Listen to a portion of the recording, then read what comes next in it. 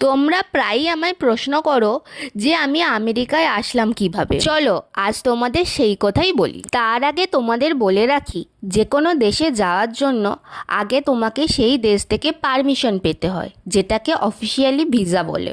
আমেরিকার ভিসা পাওয়ার জন্য তোমাকে ইন্টারভিউ দিতে হয়। সেখানে অফিসাররা তুমি আমেরিকায় কেন আসছো, কতদিন থাকবে, কোথায় থাকবে এবং আমেরিকায় থাকার সময় কিভাবে খরচা চালাবে, এরকম অনেক প্রশ্ন করে।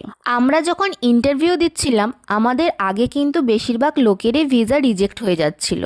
এবার আমি কিভাবে আমেরিকায় আসলাম সেই কথাতেই আসি। আসলে আমার হাজবেন্ড আমেরিকার হার্ভার্ড ইউনিভার্সিটিতে রিসার্চ করে, আর আমি ওর সাথে এসেছি অ্যাজ আ ডিপেন্ডেন্ট। আসলে আমেরিকার ভিসা এখানে যারা কাজ করতে আসে তাদের ওয়াইফ বা চিলড্রেনদেরও দেওয়া হয়, কিন্তু ভিসা পেতে আর আমেরিকায় আসতে আমাদের মোট কত খরচ হলো সেটা তোমাদের পরের ভিডিওতে বলবো।